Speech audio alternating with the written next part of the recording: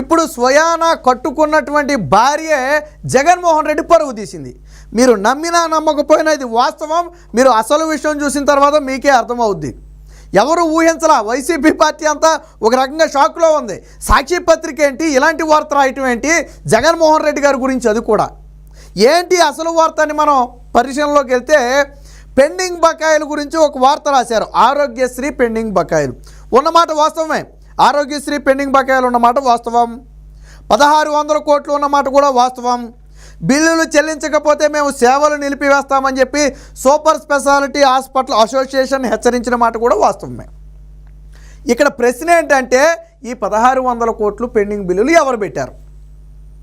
అక్కడ దొరికిపోయాడు జగన్మోహన్ రెడ్డి. జగన్మోహన్ రెడ్డి పెట్టాడు.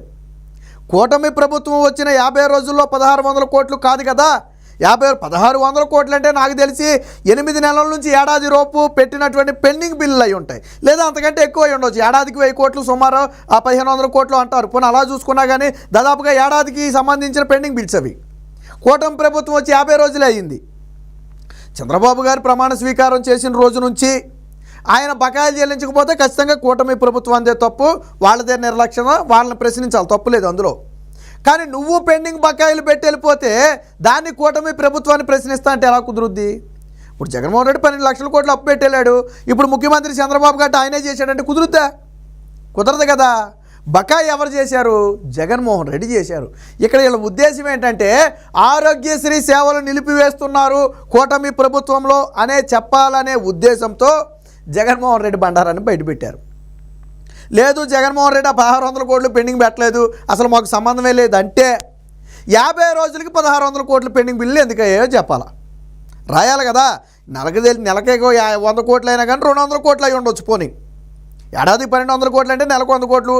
సరే కూటమి ప్రభుత్వం వచ్చిన 2 నెలల్లో కూడా ఇవ్వలేదు అనుకో, 200 కోట్లు పెండింగ్ బిల్లులు కదా. 1600 పెండింగ్ బిల్లు 1600 కోట్లు ఎలా అయ్యాయి అంటే జగన్మోహన్ రెడ్డి పెట్టినటువంటి పెండింగ్ బిల్లులు. ఇప్పుడు వైసీపీ నేతలు నెత్తి నోరు కొట్టుకునేది అదే. మా నాన్న పెట్టిన పెండింగ్ బిల్లుల గురించి సాక్షి పేపర్లో మొదటి లైన్లో రాయటం ఏంటని చెప్పి వాళ్ళు నెత్తి నోరు కొట్టుకుంటున్నారు. అసలు ఇది వేరే పేపర్లో రాస్తే జగన్మోహన్ రెడ్డి చేసిన పాపం అని రాస్తారు, ఓకే. కాకపోతే ఇక్కడ జగన్మోహన్ రెడ్డి చేసిన పాపం అని హెడ్డింగ్ పెట్టలేదు, కానీ రాసిన వార్తగా అర్థం మాత్రం అదే.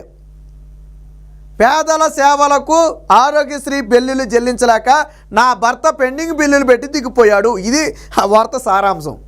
అందులో అది రాయకపోయినా దాని సారాంశం అదే. ఏమని రాశారో వార్త ఒకసారి చూద్దాం, చూసిన తర్వాత మీకే అర్థమవుద్ది. సో ఇది అసలు వార్త. ఆరోగ్యశ్రీ ఆపేస్తాం, 15లోగా పెండింగ్ బిల్లులు చెల్లించకుంటే సేవలు నిలిపివేస్తాం, ఆగస్టు 15లోగా. కరెక్టే, ఆ మాట అన్న కరెక్టే. ప్రభుత్వానికి ఏపీ సూపర్ స్పెషాలిటీ ఆసుపత్రుల అసోసియేషన్ లేక ఇక్కడ చూడండి 1600 కోట్లకు పైగా ఆసుపత్రులకు బకాయిలు, పెండింగ్ బకాయిలు. 1600 కోట్లకు పైగా బకాయిలు ఆసుపత్రులకు చెల్లించకుండా పెండింగ్. ఇది అసలు వార్త. మనకు కావాల్సింది ఒక్క ముక్కే కావాలి. మనకి ఇదంతా పక్కన పెడదాం. మనకు కావాల్సింది ఏంటి? 1600 కోట్లకు పైగా బకాయిలు ఆసుపత్రులకు చెల్లించకుండా పెండింగ్. అది కూడా నిజమే, కాదని అంట్లా. ఎవరు పెట్టారు? ఇది ప్రశ్న.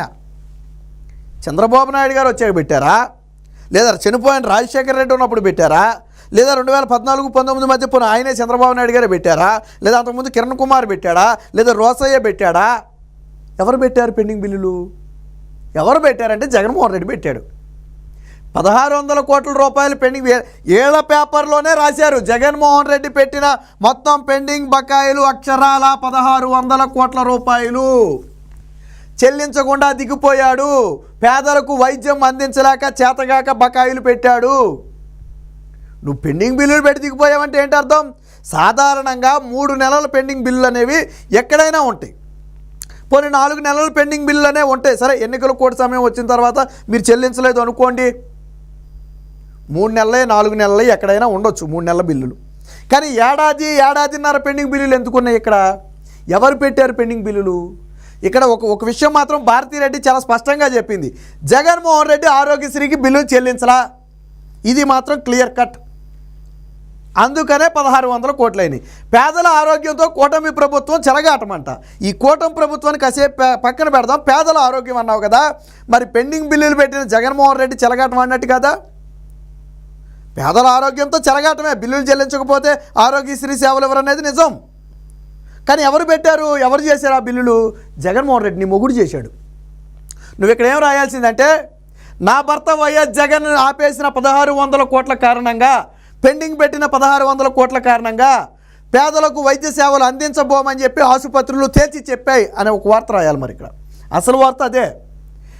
భారతీరెడ్డి భర్త జగన్మోహన్ రెడ్డి చేతగానితనం వల్ల, బిల్లులు చెల్లించకపోవటం వల్ల ఈరోజు పేదలకు వైద్యం అందటం లేదు. మరి ఈ బిల్లులు ఎవరు చెల్లించాలి? ఇప్పుడు కూటమి చెల్లించాలి. కూటమి అప్పు చేయలా, బకాయిలు పెట్టలా, కానీ బకాయిలు చెల్లిస్తుంది. అంటే పేదల పక్షాన ఆలోచిస్తుంది. నాకేం సంబంధం, మేమెందుకు చెల్లిస్తాం, ఇప్పటి నుంచి మాత్రమే మేము చెల్లిస్తామంటే ఆసుపత్రులు ఊరుకుంటాయా? పనిచేస్తాయా? పనిచేయు. గతంలో ఇదే పెండింగ్ బకాయిలకు సంబంధించి 6 సార్లు 5 సార్లు జగన్మోహన్ రెడ్డి ప్రభుత్వానికి ప్రైవేటు ఆసుపత్రులన్నీ కలిసి లేఖలు ఇచ్చాయి.